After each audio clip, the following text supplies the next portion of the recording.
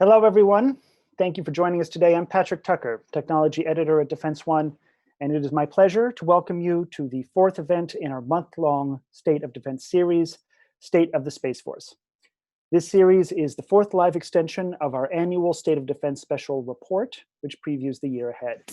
We have an exciting program ahead, including an exclusive keynote interview with Lieutenant General David Thompson, the Deputy Commander of the U.S. Space Force, as well as a panel discussion where we will discuss the future of the branch and the challenges and opportunities that lie ahead. Before we get started, I'd like to go over a couple housekeeping items. To the right of your screen, you'll find the chat box. That is where you can ask your questions to Lieutenant General Thompson. Also, just a quick note, we get a lot of questions. I want to get to as many as possible.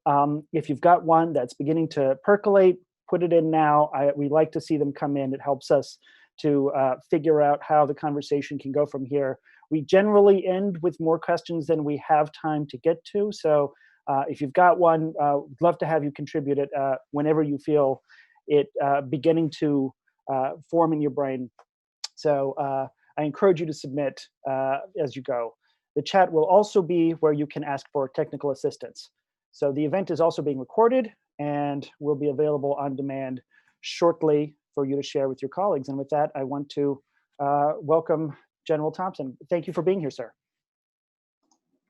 Patrick, thanks so much. It's a privilege to be here. It's certainly an exciting time, not just across the defense enterprise, but certainly national security enterprise. And with all going on in space today, not just inside the Space Force, but you talk about what NASA's doing, what's going on in the commercial market. It's a great time to be part of this field. Looking forward to the discussion today. Thank you. Thank you very much, General. Yes, it is a big area of a lot of excitement for a lot of our readers and listeners out there, as well as the whole world. And covering emerging technology, space is one area where you see so much happening, both in terms of the culmination of lots of emerging technologies being relevant to that field, but also, it is the final frontier. So with that, Space Force, very new. I wonder if you can tell me a little bit about the demand signal that you're seeing for the Space Force from other portions of the military.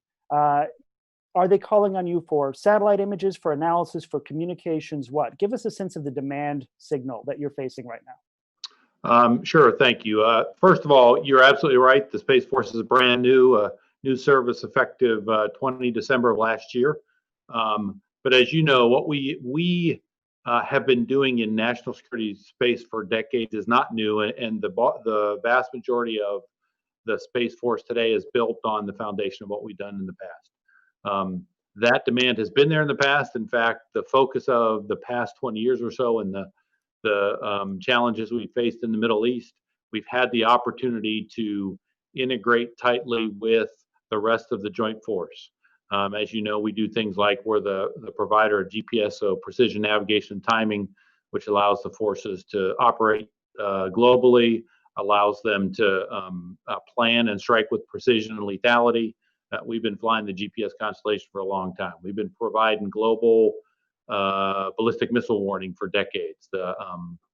Whether it's test launches out of North Korea or the recent attack from Iran at the Al Asad Air Base, we've got a group of folks who fly a constellation that provides 24/7, 365 of the globe, detects launches, types launches, determines whether a threat to forces, to friendly nations, or the United States, and reports that out. We're the ones that provide global communications for ships at sea, comm on the move in deserts, all the way up to nuclear command and control, as well as the organization that provides space domain awareness for the world. We're the ones who keep track of those 20,000 objects in space, determine whether they pose a threat to each other or somebody else's satellite, and provide that warning. And so while the Space Force is new, a lot of the capabilities and a lot of the people and units that are forming the Space Force have been in place, have been there for years, and have increasingly, year in and year out, constantly improved our capabilities and our ability to provide them to the Joint Force. And I'll tell you, and I think we'll probably talk about it more later, when we talk about where we're going in the future, this idea of an interconnected network of sensors and platforms and shooters and decision makers and analysts to operate on a global scale, it's going to have to happen in many ways and shapes or forms through space. So the demand for information, the demand for data, the demand for connectivity that is done through space is only going to grow as we move into the future. Okay. And one of the other, I guess, reasons why the Space Force's Congress and others have said is so important right now is because, yes, the US military has been having these capabilities, performing them and managing them for a very long time. But something that's new is that the US isn't as alone in space as it was for so long. There's no more Soviet Union, but we face new competitors in space. So with that, back in June, the Defense Department put out a summary of a new space strategy. The summary calls for being able to win wars that extend into space, I think is the quote. So big on winning, but it was a little shy on the how. How do we win wars in space? So I wonder if you could tackle that. How does winning a war in space, what does that look like? Sure. And you're absolutely right. Space has been an arena of competition since the dawn of the space age, right? The United States and the Soviet Union began competing in space immediately. But as you said, what has been new in the last several years is increasing access by a broader group of governments and commercial activities and commercial agencies, and a recognition from potential adversaries of what we do in space, how well it supports us economically, commercially, in terms of public safety, and certainly military operations, that we now have those potential adversaries looking to deny our use of space in conflict. And that's really what has driven it now to become a potential domain of conflict, and the need for a service focused on protecting those capabilities and ensuring that they remain part of joint operations and joint forces into the future. So what that means, so a little bit more about what that means is, absolutely, the first thing that we have to do, we certainly recognize based on behavior over a decade, that both Russia and China are developing systems to take away our space capabilities in conflict. And so our first job is to be able to protect and defend them. And what I'll tell you is, we can protect and defend them and should protect them and defend them in ways that we do other capabilities across many domains, right? We may want to affect,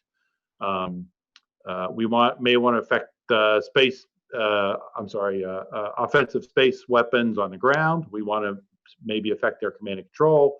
We may want to affect their ability to collect and target. And ultimately, we may want to employ features on the ground, in the air, through cyberspace, and in fact in space, that defeat an attack on those systems, either by any number of ways. The second thing that we have to do, and frankly, a lot of our focus, is build systems and architectures and design a force that is inherently more resilient. Because we haven't been under direct threat with these space systems for so long, we haven't really had defensibility and resilience from a threat and attack perspective in mind. And so what we want to do is, we need to redesign, create a new force design, create a new force structure that's inherently resilient, that inherently degrades gracefully under attack, and can contribute to its own defense. And so that's the second aspect of that, is the ability to operate systems in the face of that threat. And then the final is, others are looking at us, understanding how effectively we use space capabilities, and are building and fielding their own space systems to do the same. And we have to now begin looking at what approaches we might use to be able to deny their use in space in conflict as well. Let me just, if I can, one more quick point. Yeah. All of that first focused on a recognition and understanding from our potential adversaries that attempts to attack us in space will fail. So the first thing we're looking at is not to extend a fight to space. Our first desire and objective is to deter attacks in generally, but certainly deter potential adversaries from attacking us in space, because they understand they'll fail to achieve their objectives based on the resilience, the robustness, and our ability to protect and provide those capabilities despite their attempts to attack. Okay. There's a ton to unpack in there. Thank you for going into such detail on that. One of the things that you mentioned that I write about and that I think a lot of people are very curious about, you mentioned at some point, and I understand you're very limited in what you can say on this, but I want to push you to that boundary of what you can say, because I think it's fascinating and I think it really showcases where we're at right now in terms of technology. You mentioned moving towards a capability for those satellites to protect themselves in space.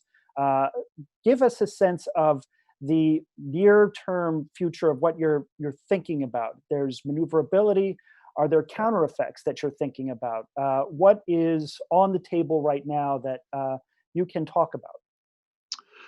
So, in fact, you actually went down the path that I would encourage many folks to go down. First of all, I would say from a conceptual standpoint, when you think about what makes platforms and units and capabilities and systems hard to attack in other domains, what makes surface action group in the Navy, what makes whether it's an aircraft or it's an attack, a mission task force in the air, maneuver forces on the ground, the kinds of things and techniques and features you might employ to make yourself hard to find, hard to target, hard to hit, and in fact then protect yourself if in fact you are.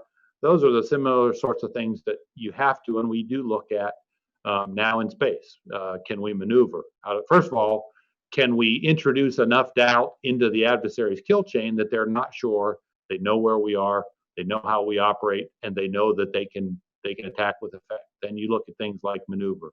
You look at other things that introduce uncertainty into their targeting system, and then you look at ways specifically focused on what's the threat, what's its capability, how does it perform its mission, and what specific features might you employ to defeat its ability to do that mission. And you're right, I can't talk about it too much more in detail, but many of their principles that apply in other domains, if you look at it through a space lens and the physics and the operating of the domain, you could certainly imagine the types of things we would be considering to protect and defend ourselves and our capabilities in space.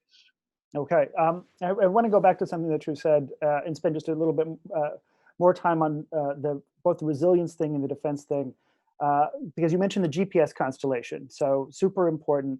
I had an opportunity back a long time ago, it seems now, 2015, go out to Schriever Air Force Base and see the room at the time where they were steering the GPS constellation, and I was a little bit surprised. The GPS constellation is hugely important for so many things, and this room there were about 6 airmen at the time, and their average age was about 21, and some of them were working on like compact monitors that were a little bit older than them.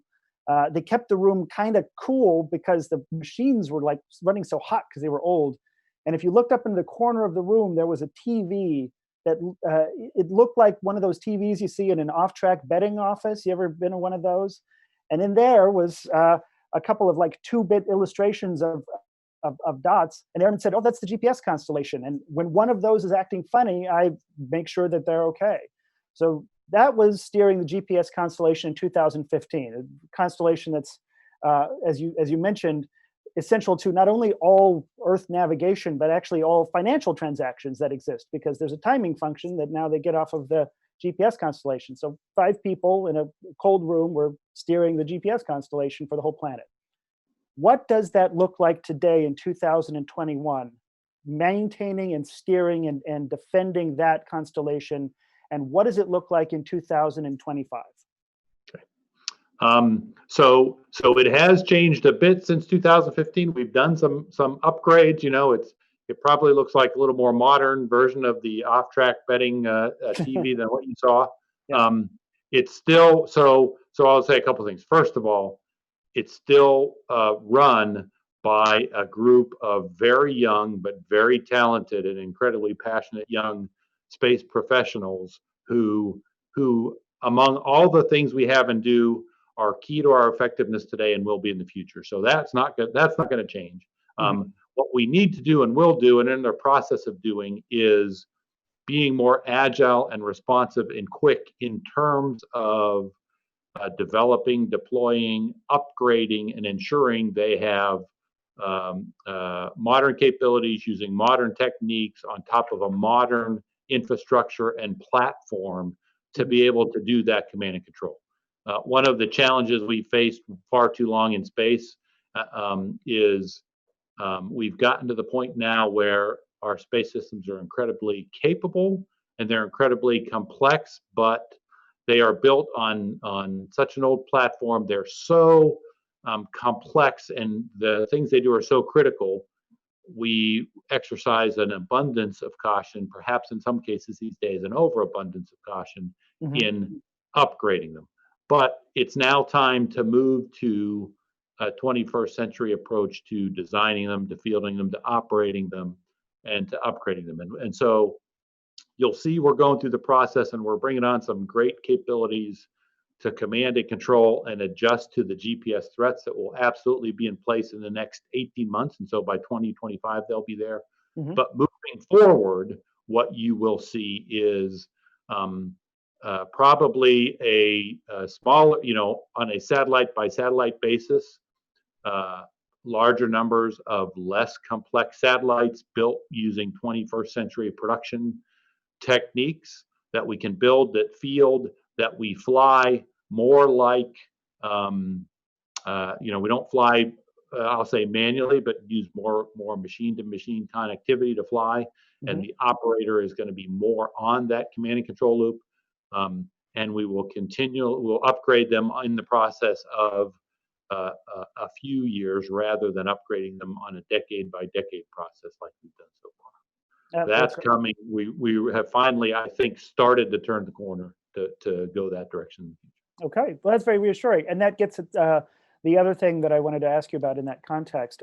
So covering this space, one of the things that's very exciting about it is the convergence of all of these new emerging technologies in just the general exploration and movement into space. 3D printing is a big one for not only designing rocket engines and bringing down the cost of launch. I know that that's a huge part of what SpaceX does. If you look at their designs, 3D printing those, but also some startups that many people haven't heard of that are going to play a big role in the future, like Rocket Labs. 3D printing plays a big role in their business of bringing down the cost of launch. Artificial intelligence is another one.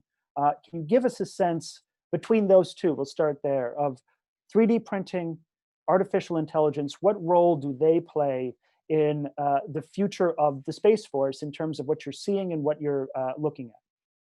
Sure. Let me talk. What I'll do is I'll talk to both of them in the context of one of the key tenets of our 21st century military service, and that is making it a digital service. And you and perhaps others in the audience have heard that probably from some of our leaders several times. And there are some fundamental tenets of that digital service. The first is it has to start with a digitally fluent workforce. And for us, that means it doesn't matter whether you're a military member in uniform, doesn't matter whether you're a government civilian servant beside us, or for those in industry who we need to work with.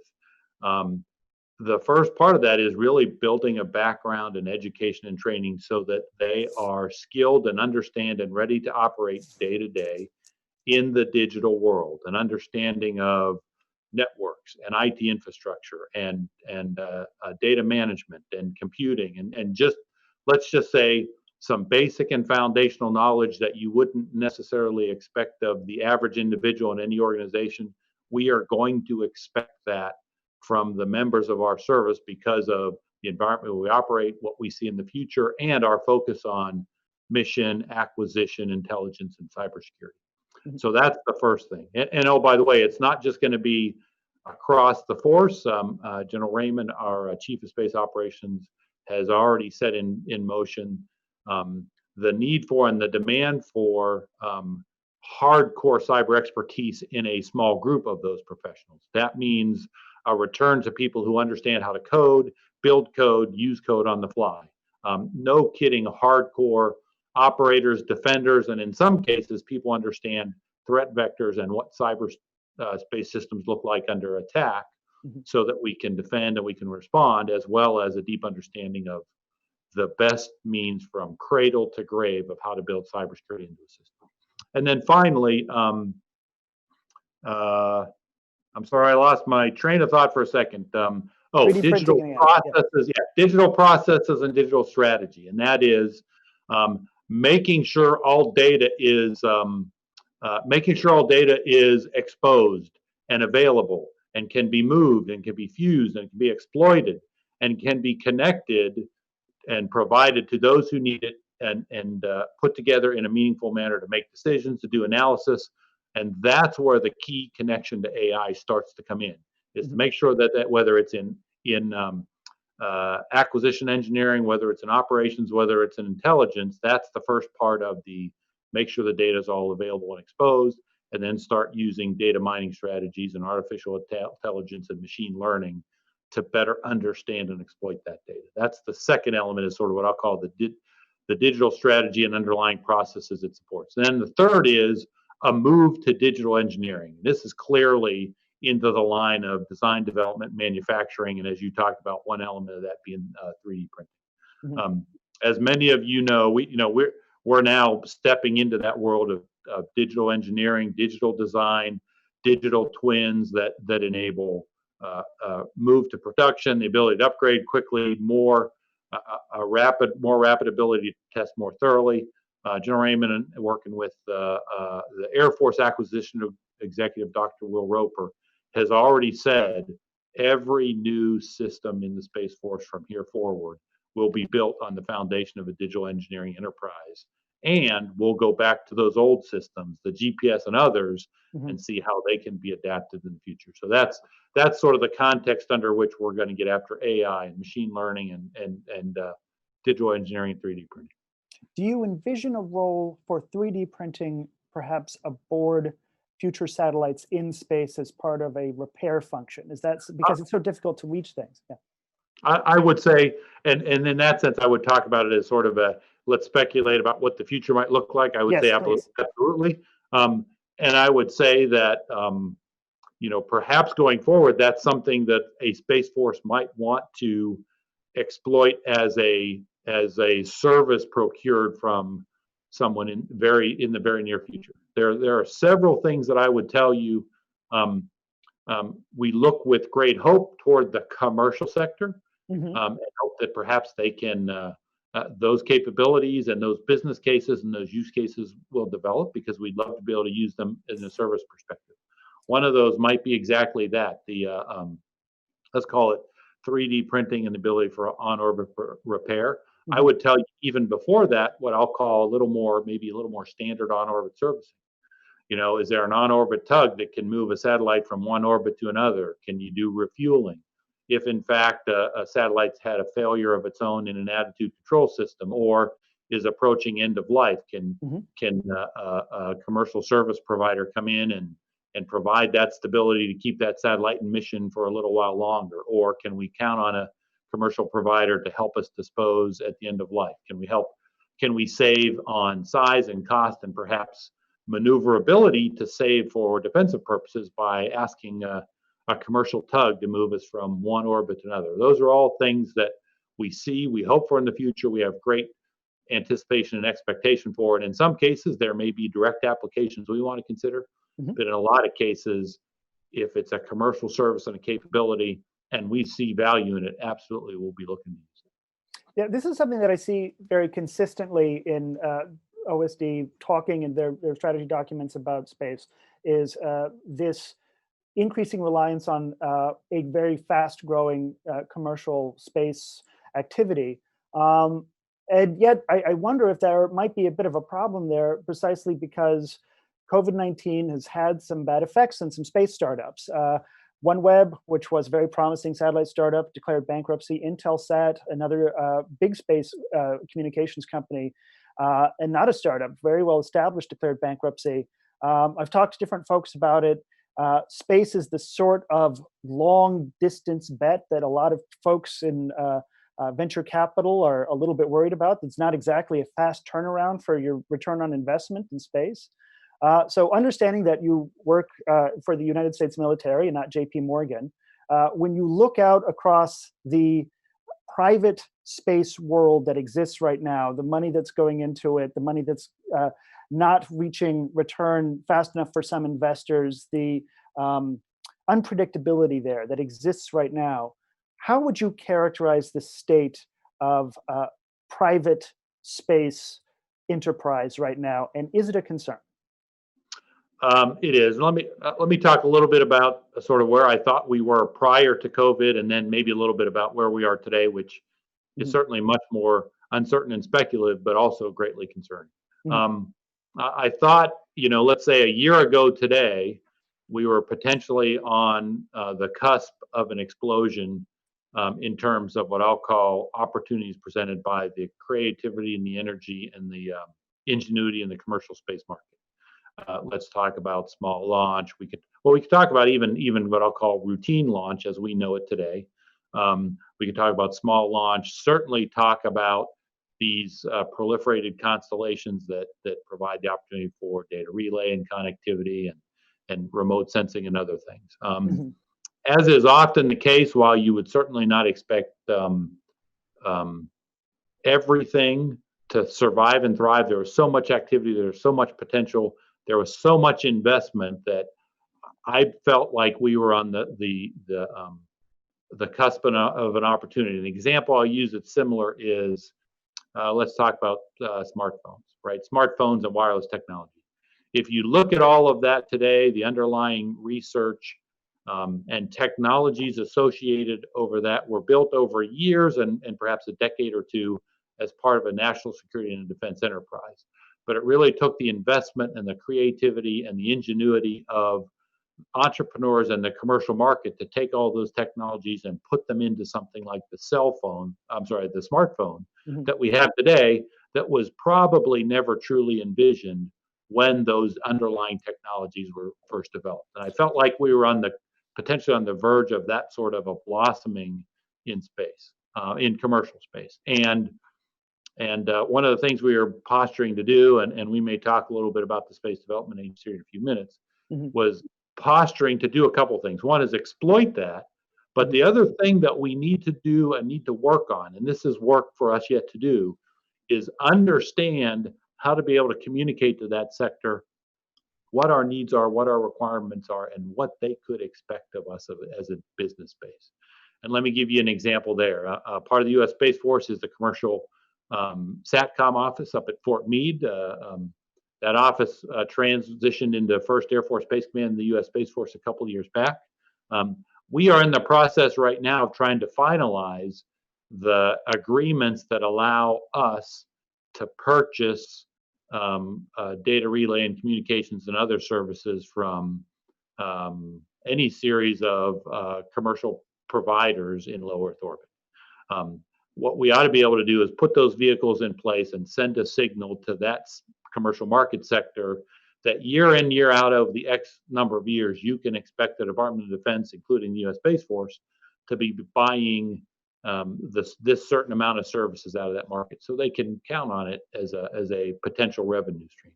We ought to be able to say the same thing to a small launch market, and they should anticipate that over the series of years, we're going to have a demand for a certain number of small launch services year in, year out. We ought to be able to provide that.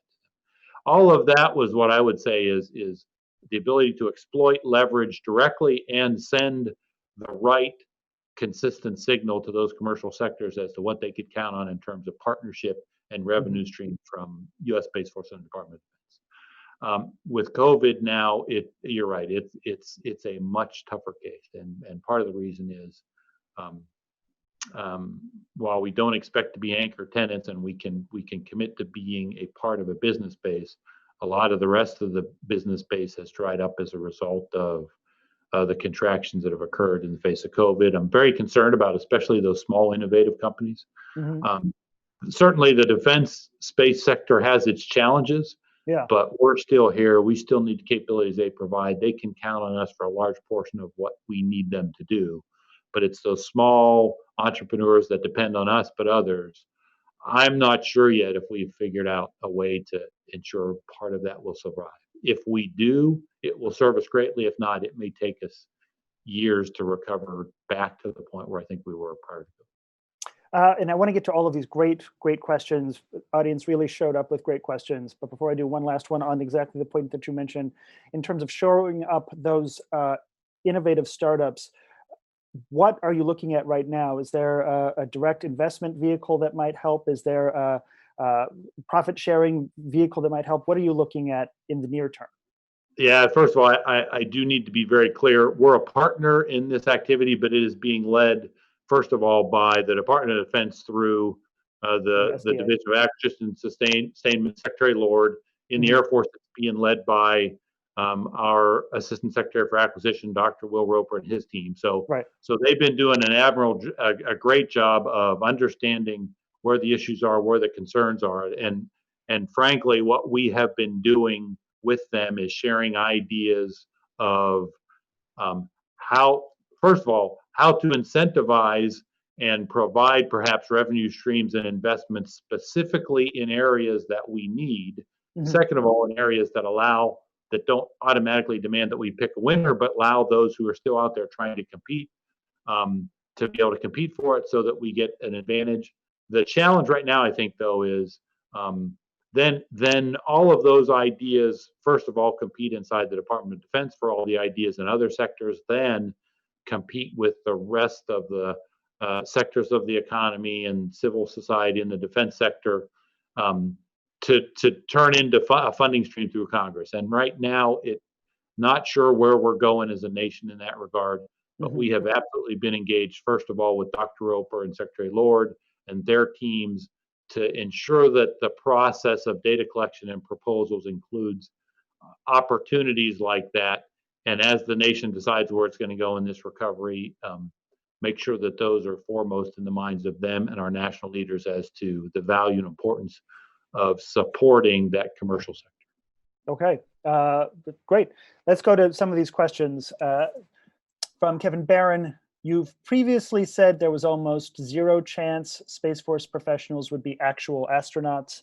But this week, another United States Space Force official, Major Jen Shaw, said they would eventually be astronauts. Is that true?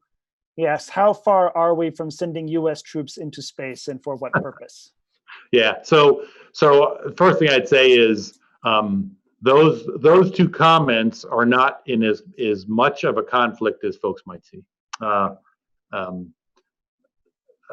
The best and most direct route for any member of the United States Space Force to go personally and physically into space today remains what it has been for decades, which is for decades, NASA in selecting astronauts goes to a variety of places, including the United States military. For years, it's been, we've got Air Force officers and the Navy and the Marine Corps and Army, all part of the astronaut corps.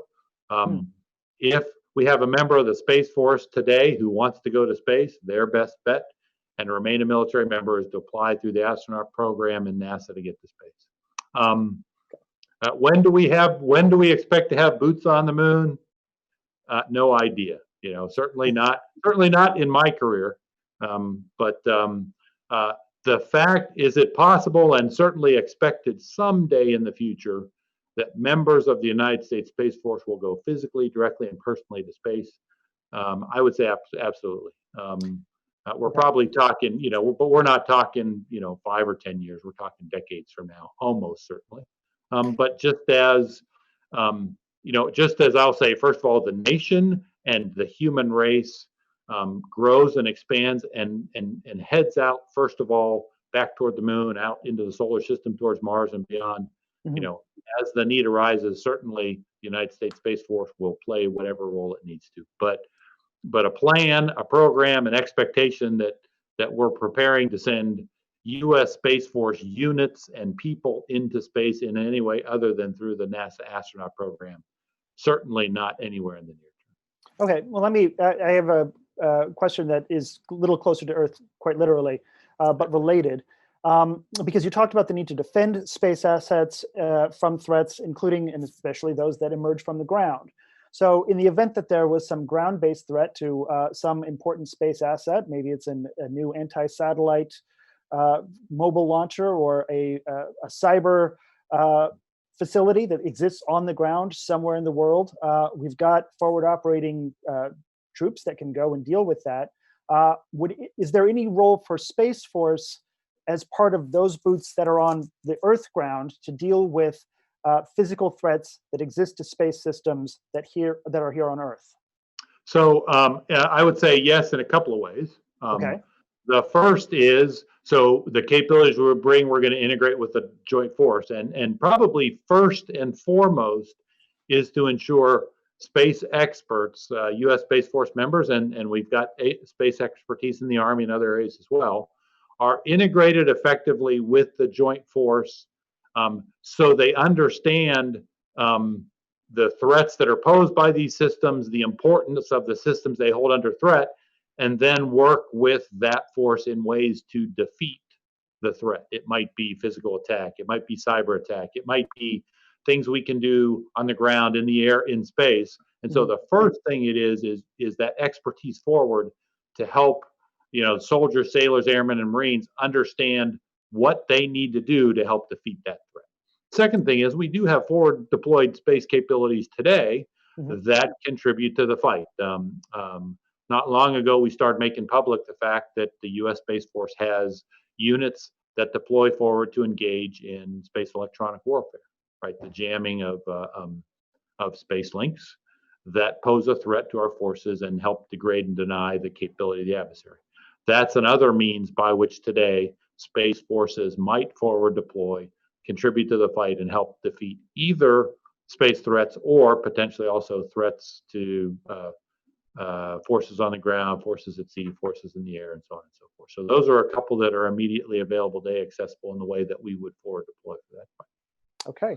Question from Courtney Albin, great reporter covering this space. Highly recommend reading Courtney Albin's stuff. Has OSD approved the Space Force's plan for which Army and Navy assets will transfer to the service as expected?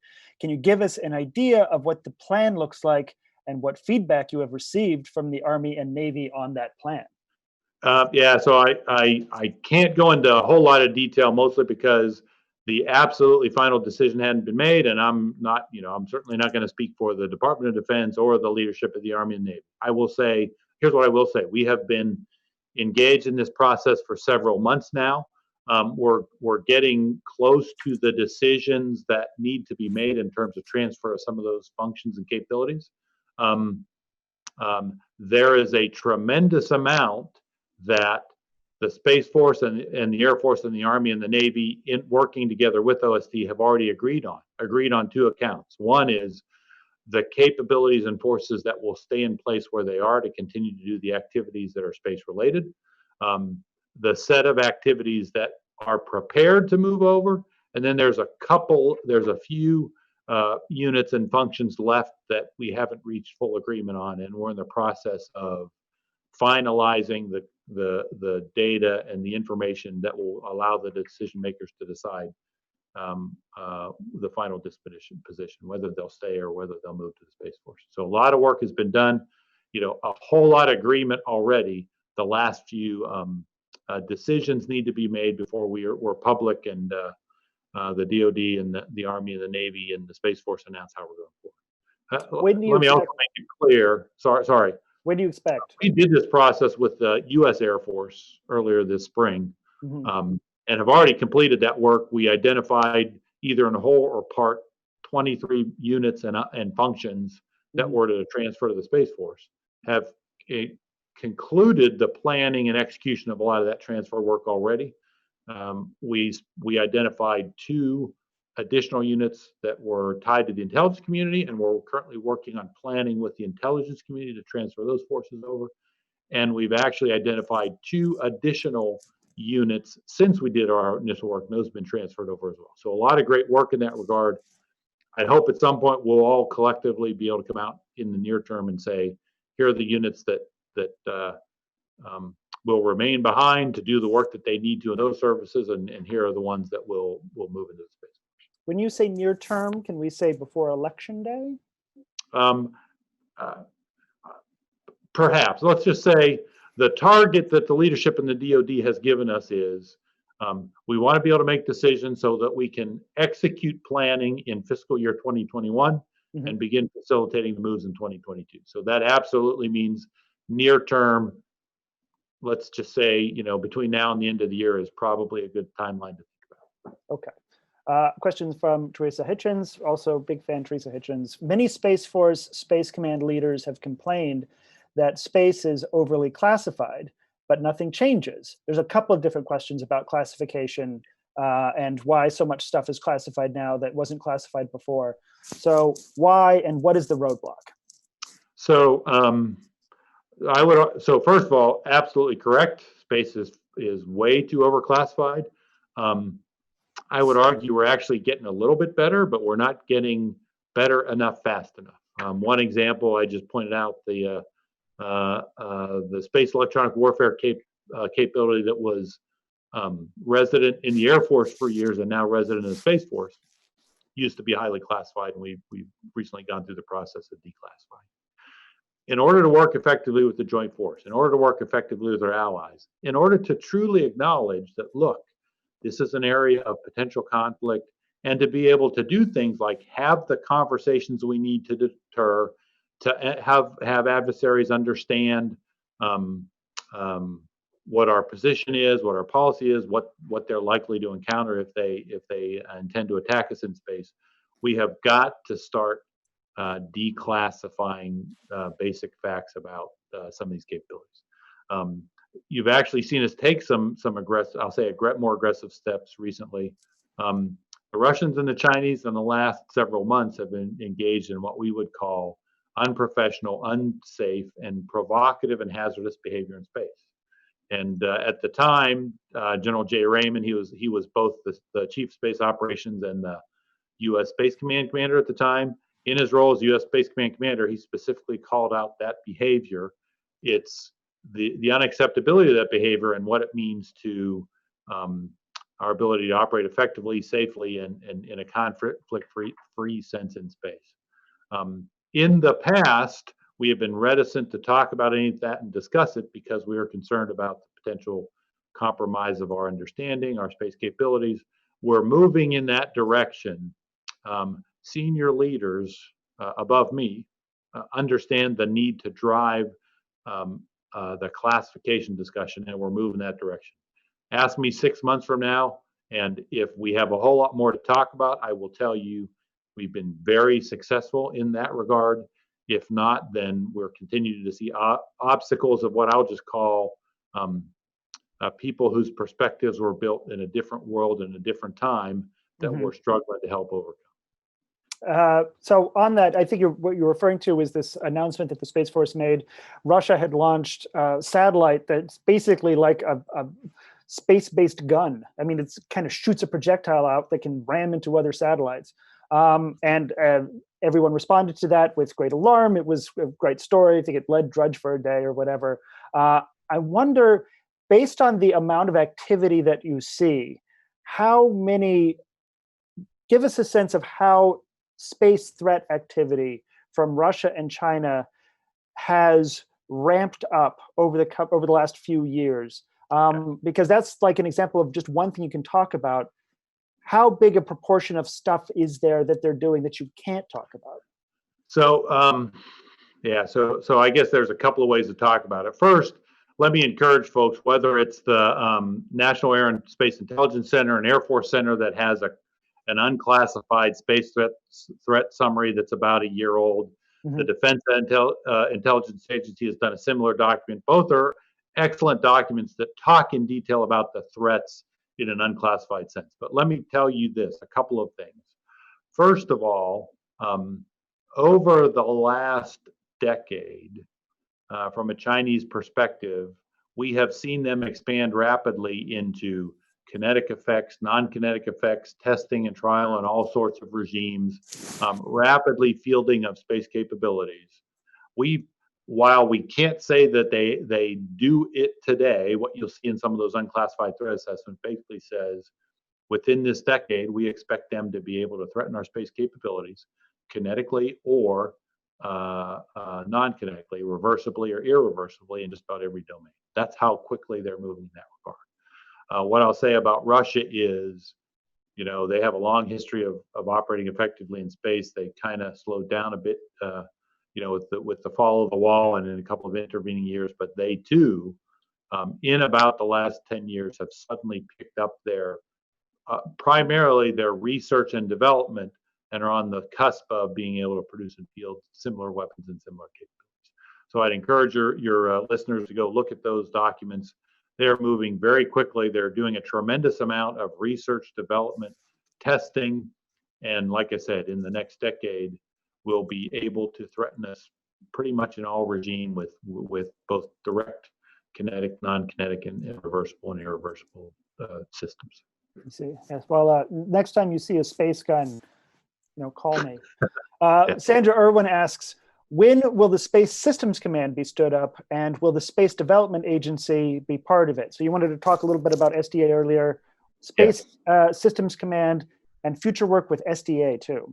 Yeah. So Space Systems Command is the planning for that is ongoing right now. We anticipate. I'm going to tell you, we anticipate standing that up in 2021. Probably sooner rather than later. We're working on those final details.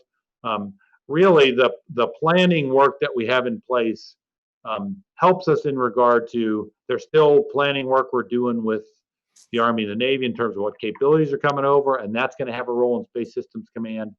By law, Space Development Agency will move into the Space Force. I'm going to say not later than October 1st of 2022, if I remember my facts correctly.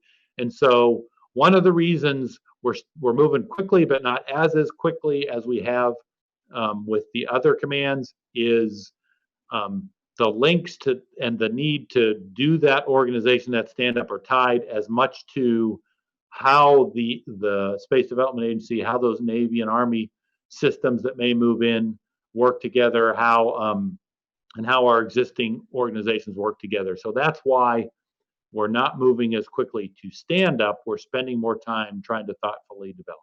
Okay. There's another reason as well, because we absolutely want the right approach. And part of the consideration for the right approach is how all of these organizations and what they do today and how they do it today fit together, how they complement each other, how they don't duplicate each other, how they support each other, but in some ways, potentially, how they compete with each other in certain ways to come up with new approaches, new operating concepts, and new ideas about meeting space capability. And that's a lot of what we're expecting and planning out of the Space Development Agency. In fact, that's what the Space Development Agency has said they're going to do. Derek Tournier, he's a great leader. He's also been a great partner. His job is to exploit that technology base in the commercial market. His job is to be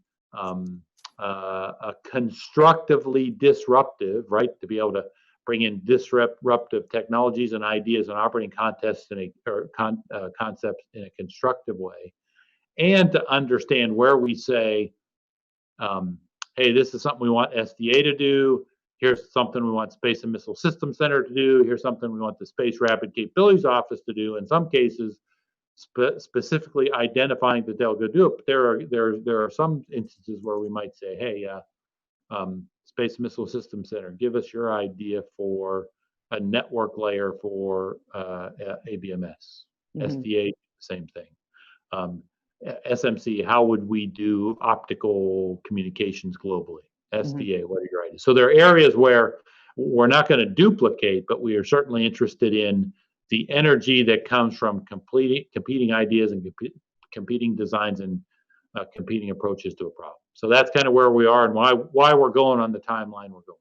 Yeah. So I think it's a good point. And if you're out there and you really like your organizational flow charts nice and complex, Space Force is able to accommodate you in that regard. Very complex flow chart. With that in mind, great question here from George Ingram. What does the upper echelon of the organization look like today? And also, how many, to tack onto that, how many people are in Space Force right now? Okay. So how many people are in Space Force right now? With the confirmation, yesterday the Senate approved the transfer scrolls for majors, lieutenant colonels, and colonels from the United States Air Force and the United States Space Force. Mhm. And I should have those numbers exactly at the tip of my tongue. So with the 639, excuse me, that were added yesterday, we're now up on the order of about 2,300 total, I think. Okay. And all of those, sorry, just a minute. All right. All of those are what I'm going to call core space operators, though whether they were whether they were officers or enlisted members who operate satellites whose core specialty is space operations every single day. Later this month, we anticipate we're going to announce the next list of transferees from what we call common specialties, intelligence officers and professionals, engineers, acquisition officers, cyberspace operators, and cybersecurity experts. We need about as many of those again, another 2,000-3,000 folks to come into the Space Force. We went through a volunteer and an assessment and a selection process for them. We'll probably announce those results here later this month. They'll transfer early next year. And so by the time they are in as military members, we'll be somewhere north of about 6,000 to 7,000 people there, in addition to about as many again who are civilians. Officially, they're civilians that work in the Department of the Air Force assigned to the U.S. Space Force, and perhaps about another 3,000 U.S. Air Force members who will be assigned to the U.S. Space Force. They're still wearing Air Force uniforms, but they're assigned to the U.S. Space Force, doing things like providing security at our bases, providing medical support, JAGs, personnelists, civil engineers who make sure that the power infrastructure and et cetera are running. So all told, both today, all told, we've got over 16,000 people either transferred into or assigned to the Space Force. Right now, that's about 2,000 to 3,000 assigned. That number will double here soon and get a little bigger after that. Okay. And the upper echelon looks, well, I mean, how many people would you describe as upper echelon? Well, so let me say it this way. We are absolutely committed to being lean and agile.